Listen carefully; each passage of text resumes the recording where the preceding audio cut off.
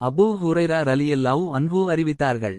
நீங்கள் படுக்கைக்குச் செல்லும்போது ஆயத்துல் குர்சியை ஓதுங்கள். அவ்வாறு ஓதினால் உங்களுடன் பாதுகாவலர் அதாவது வானவர் ஒருவர் இருந்து கொண்டேயிருப்பார். காலை நேரம் வரும் வரை ஷைத்தான் உங்களை நெருங்க மாட்டான்.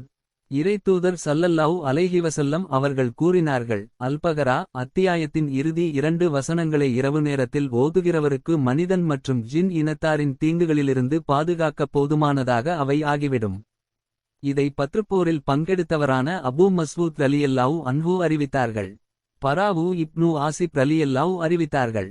இறைத்தூதர் ஸல்லல்லாஹு அலைஹி வஸல்லம் அவர்கள் படுக்கைக்குச் சென்றால் வலப்பக்கத்தில் சாய்ந்து உறங்குவார்கள்.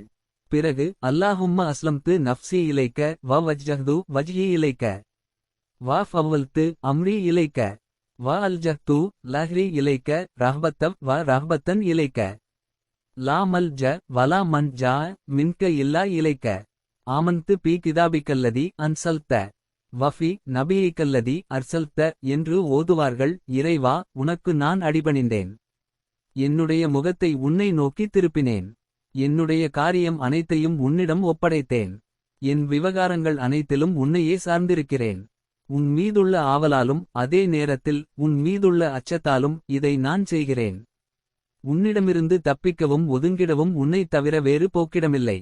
நீ அருளிய உன் வேதத்தையும் நீ அனுப்பிவைத்த உன் நபியையும் நான் நம்பினேன். மேலும் இறைத்தூதர் ஸல்லல்லாஹு அலைஹி வஸல்லம் அவர்கள் இவற்றை கூறிவிட்டு அன்றைய இரவே இறந்துவிடுகிறவர் இஸ்லாம் எனும் இயற்கை மரபில் இறந்தவராவார் என்று கூறினார்கள்.